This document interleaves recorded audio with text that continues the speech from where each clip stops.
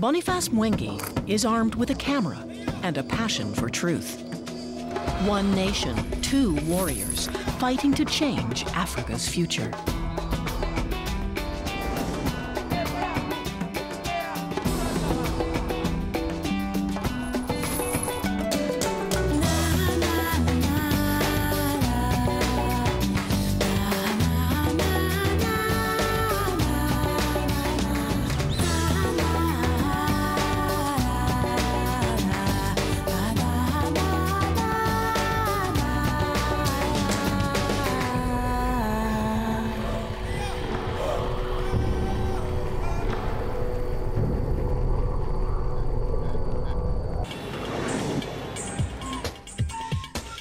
Just a few blocks away, another young professional who has overcome a difficult past. My name is Boniface Mwangi. I'm a photojournalist and I'll change my country and heal my nation using photography. This was his ticket out of poverty. Show me some teeth. I communicate through pictures. Growing up, Boniface Mwangi didn't know how to use a knife and fork. But he's become an expert with a camera. You can use this as a tool to change the world. He quickly rose through the ranks of Kenya's top freelance photographers. But while success has helped him become part of Nairobi's middle class, Boniface hasn't forgotten where he came from.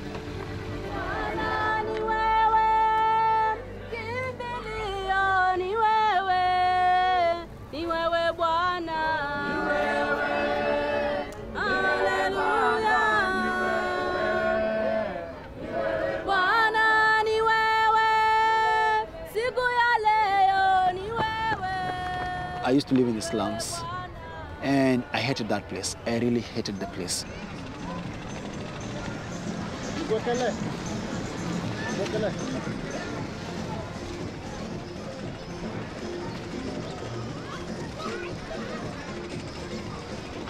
I didn't want to end up like everyone else, where I have friends today who are in crime, others are long dead who have been killed by the police, others are in jail. I don't want to be like them, and I thought I could be different.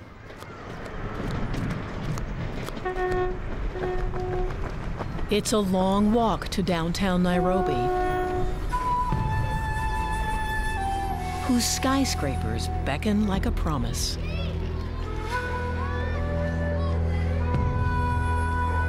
Boniface Mwangi risked his life here to take the pictures that would change his future and his country after a disputed election in 2007 erupted into violence.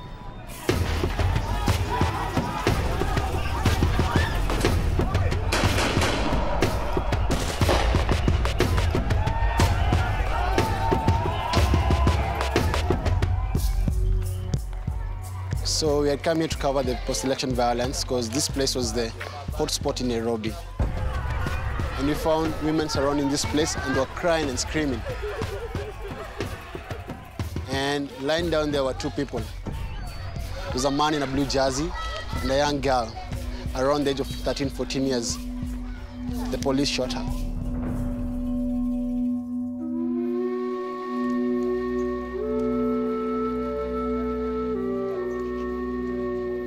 And that particular moment, I broke down. It was the first time during the violence that I was emotionally involved with my subject, because this young girl looks like my younger sister.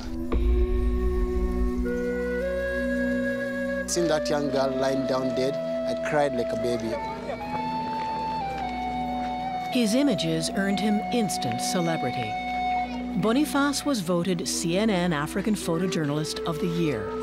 But the accolades are little comfort for a young man who has witnessed the worst horror of his generation. I was very traumatized. I've had nightmares. I've thought about suicide. It has been a roller coaster of emotions and feelings. Okay, ready? So smile. Kenya post-election violence made me a different person. I am a chote kwangu. And I thought, you know what? I can do more than photography. I can try and use my work to get people to talk to each other. Peace, loving Kenyans. Let's smile. I want to see your face. Boniface has assembled a group that represents all walks of Kenyan life to be the poster shot for a dream. Boss, furahi bwana. Unajua hapa na magari ni mbali.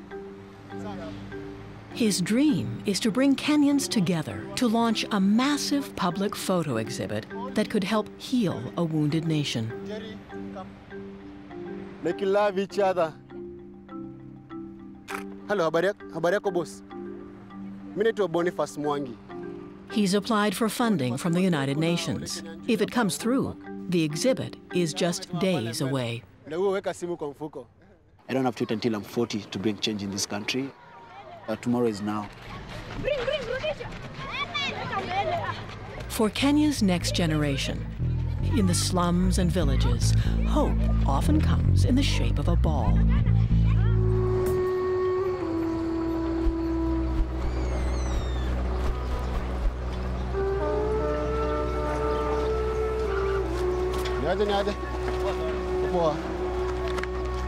Boniface Mwangi is also a warrior. But his battle is against the plight of Kenya's dispossessed. I may not have a gun, but a camera can be a weapon because a camera can make a difference.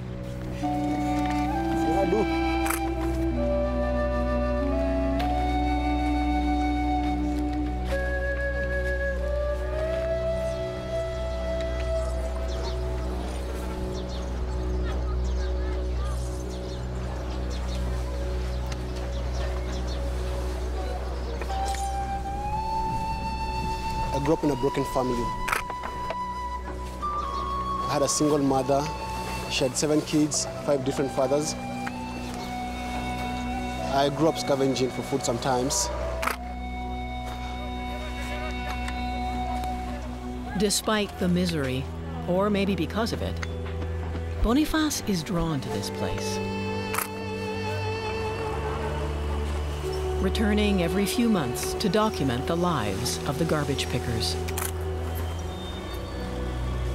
I find the only way I can be able to empower them is using my photography to highlight the problems, the issues they go through. And when I see like this young kid over here, I see myself.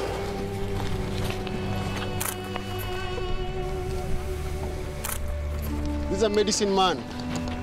So this medicine cures everything. Normally the guys who work here can't afford to go to the hospital. He makes like $1.50 from selling the medicine. Unfortunately, the medicine can't cure poverty or drought. This Maasai healer left his village. Like so many others, he had no choice. Uko na ng'ombe nyumbani? Lakini imekufa. Imekufa? Yes, sana. Pole. Ng'ombe ngapi imekufa? 40. 40. Imebaki sasa ng'ombe 3. Ng'ombe 3 peke yake? When we come back, the day Boniface has pictured is finally here. I don't know what to expect. Will these photos change a nation?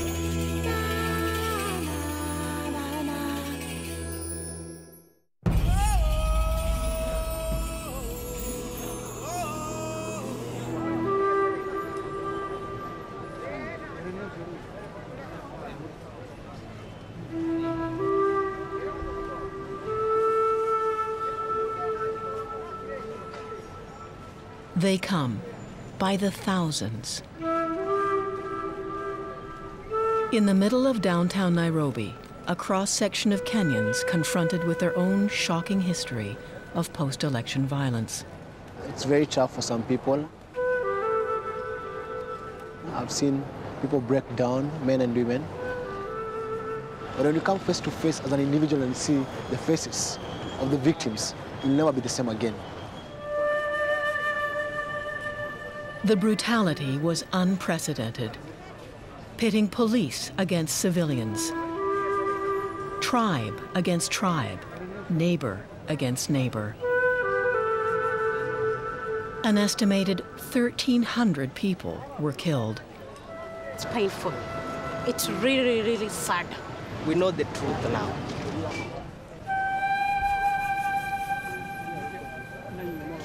The blood that is being shed here is red.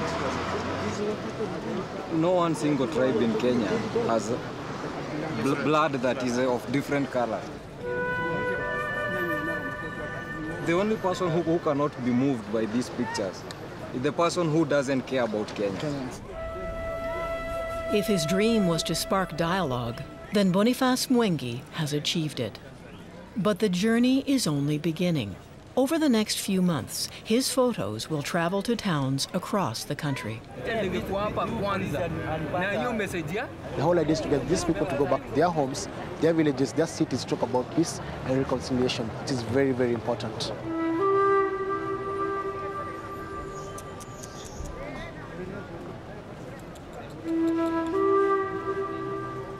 I feel like I want to cry.